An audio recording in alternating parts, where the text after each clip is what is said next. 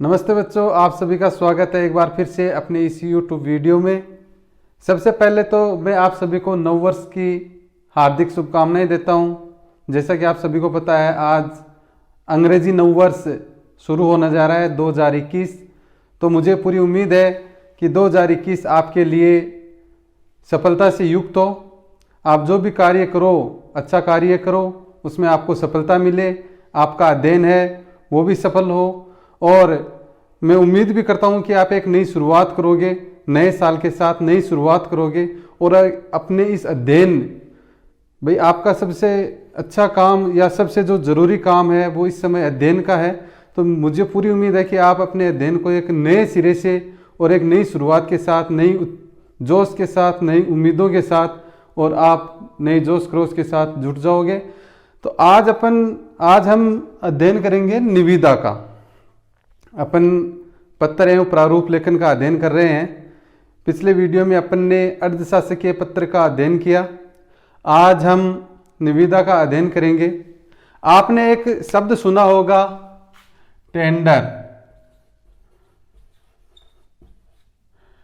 Tender कि इस काम का टेंडर उसे मिला है, ऐसा अपन अक्सर चर्चा में सुनते हैं कि इस कार्य का टेंडर फला व्यक्ति को मिला है। उस टेंडर को ही हिंदी में अपन क्या कहते हैं? निविदा। देखो, निविदा अपन समझने का प्रयास करेंगे। पहले मैं आपको थोड़ा सा समझाऊं अपनी इस लोकल लैंग्वेज में कि अगर कोई कार्यालय किसी काम को करवाने के लिए या किसी सामान की आपूर्ति करवाने के लिए जब समाचार पत्रों में सूचना जारी करता है कि ये कार्य हमें करवाना है, इस कार्य को करवाने के लिए इच्छुक लोग कौन कौन हैं, वो अब संपर्क कर सकते हैं। इस प्रकार की जो सूचना समाचार पत्रों में कार्यालय द्वारा प्रकाशित की जाती है उसे हम निविदा कहते हैं। देखो क्या परिभाषा है निविदा की। किसी कार्यालय के द्वारा अपने किसी निर्माण कार्य को संपन्न करवाने, सामान की आपूर्ति करने आदि के लिए उक्त कार्य कर सकने वाले व्यक्तियों की सूचनार्थ समाचार पत्रों आदि में जो आमंत्रण प्रकाशित किया जाता है उसे निविदा कहा जाता है। यानी जब किसी कार्यालय को कोई काम करवाना हो, चाहे वो निर्माण का कार्य हो या चाहे कोई सामान की आपूर्ति का कार्य हो, तो वो कार्य करवाने के लिए जब वो आमंत्रित करता है व्यक्तियों को कि ये कार्य कौन कर सकता है, कौन करना चाहता है, इसमें रुचि किसकी है, इस प्रकार की सूचना जब वो कार्यालय समाचार पत्रों में प्रकाशित करता है तो उसे हम निविदा कहते हैं। अंग्रेजी में इसे टेंडर कहते हैं। अब हम देखेंगे कि निविदा लिखते समय हमें किन किन बातों का ध्यान रखना चाहिए।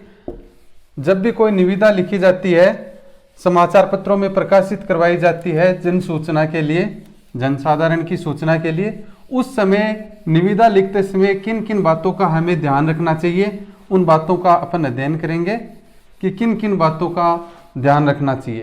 तो सबसे पहले जिस बात का ध्यान रखना चाहिए वो ये है कि सबसे ऊपर कार्यालय का नाम लिखा जाता है। सबसे ऊपर कार्यालय का नाम लिखा जाता है। कोई भी निविदा लिखते समय सबसे पहले अपन निविदा जारी करने वाले कार्यालय का नाम लिखेंगे। उसके बाद कार्यालय का नाम लिखने के बाद निविदा क्रमांक एवं दिनांक का उल्लेख किया जाता है। दिनांक का उल्लेख, साथ साथ में आप नोट करना चाहो तो नोटबुक में नोट कर सकते हो कि निविदा जारी करते समय किन किन बातों का ध्यान रखना चाहिए। सबसे पहले कार्यालय का नाम, उसके बाद निविदा क्रमांक और दिनांक का उल्लेख किया जाता है। उसके बाद जो निविदा सूचना होती है कि इस कार्य को करवाने के लिए निविदा आमंत्रित की जा रही है, वो निविदा सूचना लिखी जाती है। एवं इसके बाद कार्य संपन्न करवाने हेतु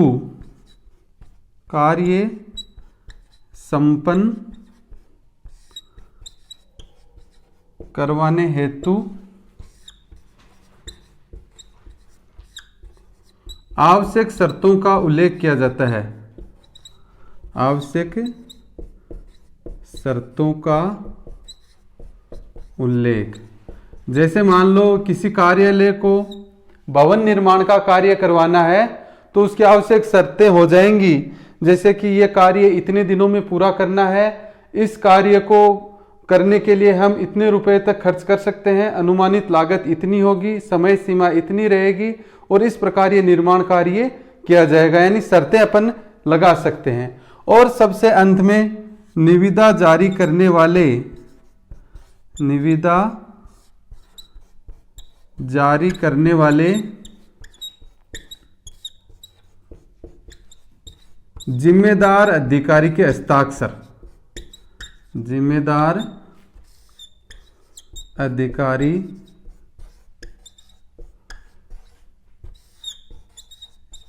के हस्ताक्षर। तो देखो निविदा लिखते समय किन किन बातों का ध्यान रखना चाहिए। सबसे पहले कार्यालय का नाम लिखा जाएगा ऊपर ही ऊपर, उसके बाद निविदा क्रमांक की, निविदा का क्रमांक कौन सा है और दिनांक का उल्लेख होगा।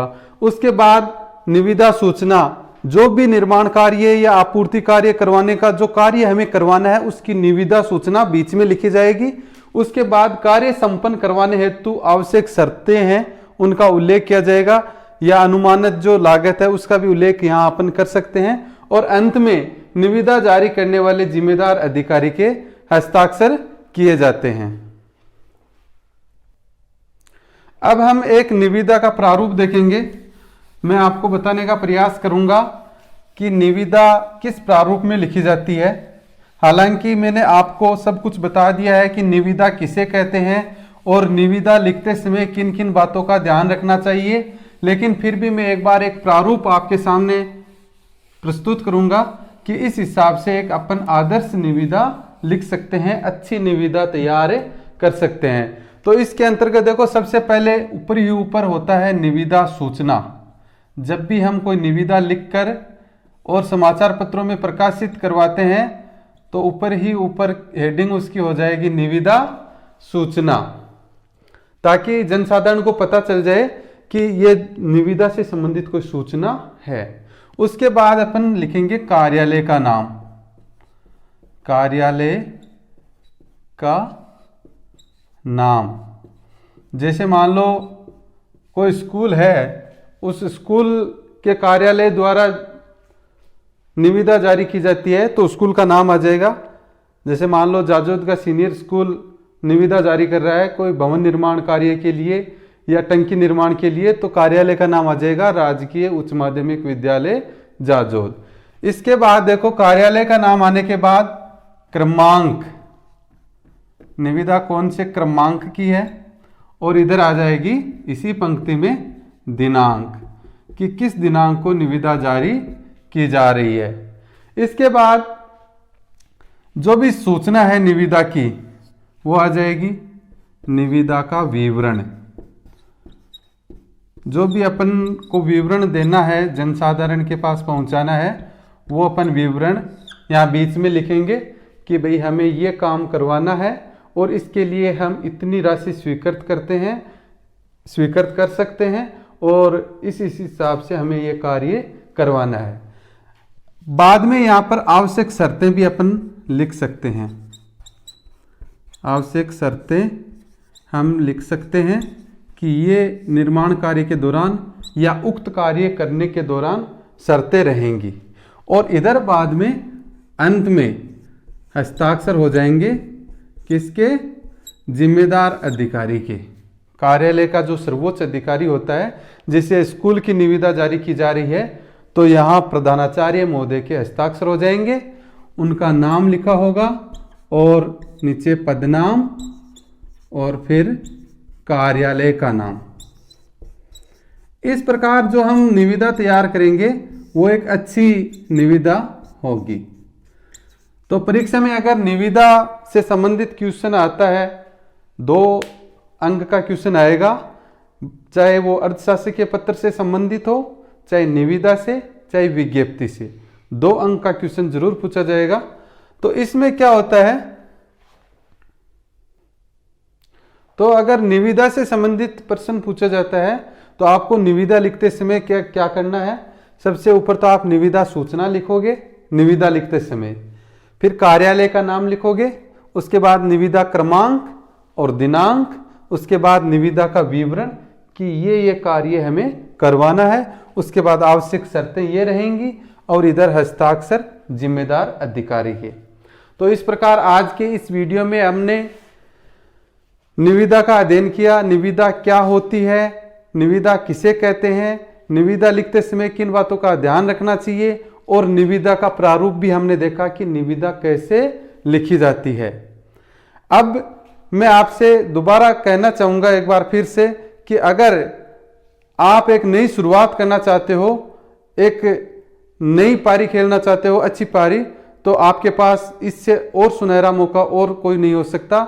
नया वर्ष शुरू होने जा रहा है, तो नए वर्ष के साथ ही नए जोश क्रोश के साथ आप अपने अध्ययन को अच्छी गति दे सकते हो और अपनी सफलता सुनिश्चित कर सकते हो। अंत में मैं आपको बताना चाहूंगा कि अगर आपने चैनल को सब्सक्राइब नहीं किया है तो सब्सक्राइब जरूर कर लें और वीडियो को ज़्यादा से ज़्यादा शेयर करें ताकि सभी को इसका लाभ मिल सके।